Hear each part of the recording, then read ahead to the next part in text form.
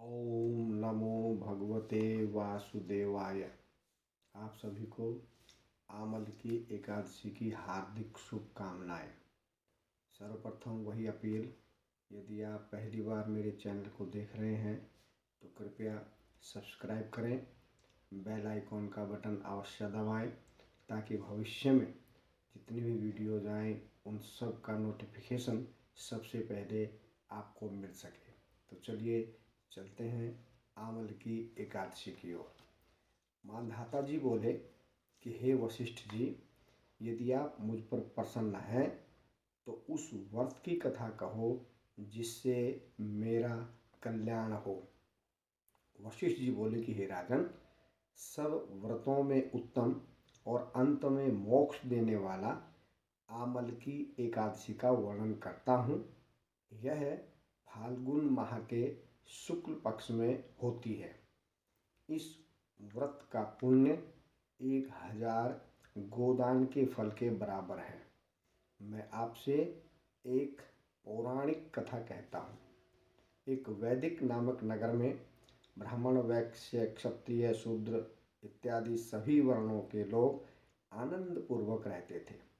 उस नगर में चैत्ररथ नामक चंद्रवंशी राजा था।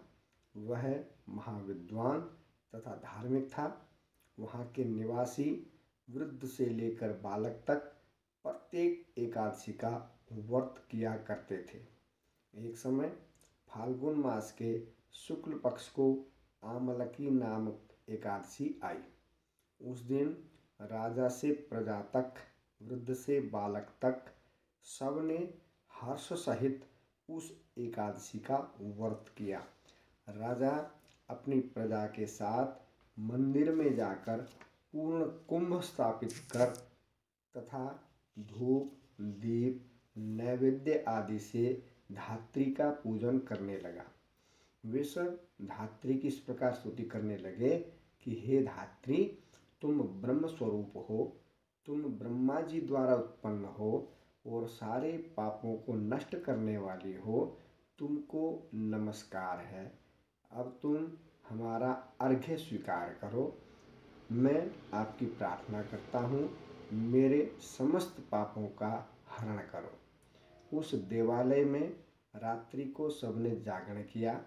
रात्रि के समय उस जगह एक बहेलिया आया। वह महापापी तथा दुराचारी था। वह भूखा प्यासा था। उस जगह विष्णु भगवान की कथा एकादशी महात्म्य को सुनने लगा। बहेलिया ने उस रात्रि को अन्य लोगों के साथ जाग कर व्यतीत किया। प्रातःकाल होते ही सभी लोग अपने अपने घर की ओर चले गए, परंतु कुछ समय बीतने के पश्चात ही उस बहेलिया की मृत्यु हो गई और उस आमल की एकादशी के व्रत तथा जागरण के प्रभाव से उसने राजा विदुरथ के घर में जन्म लिया। उसका नाम वसुरथ रखा गया। बड़े होने पर वह चतुरंगिणी सेना के सहित तथा धन धान्य से युक्त होकर 10 सहस्त्र ग्रामों का पालन करने लगा।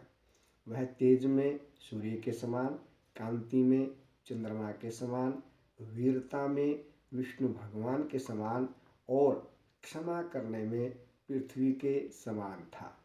वह अत्यंत धार्मिक, सत्यवादी, कर्मवीर और विष्णु भक्त था। वह सदैव यज्ञ किया करता था।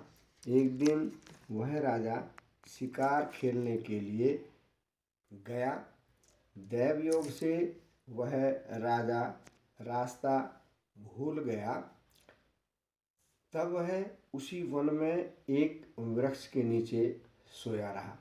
उसी समय पहाड़ी म्लेच्छ वहाँ आए और राजा को अकेला देखकर उस पर मारो मारो का शब्द करके टूट पड़े।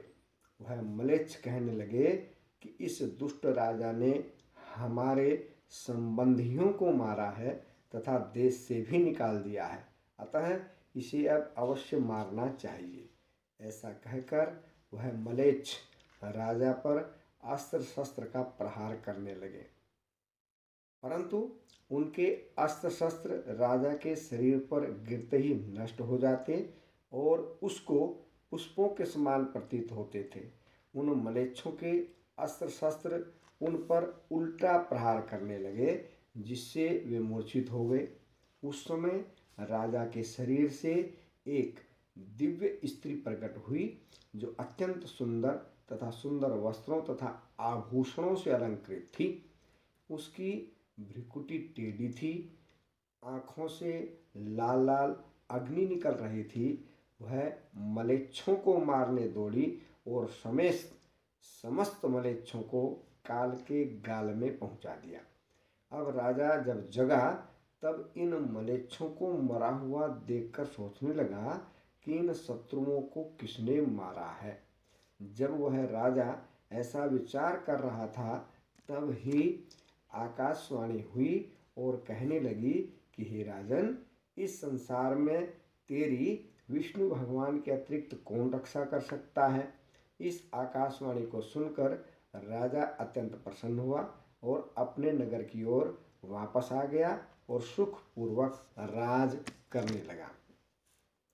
महर्षि वशिष्ठ जी बोले कि हे राजन, यह सब आमल की एकादशी के व्रत का प्रभाव था। जो मनुष्य इस आमल की एकादशी का व्रत करते हैं, वे सभी प्रकार के कार्यों में सफल होते हैं और अंत में विष्णु लोक में जाते हैं। बोलिए विष्णु भगवान की जय। आज की एकादशी को रंग भरी एकादशी भी कहा जाता है और ऐसा कहते हैं कि आज ही के दिन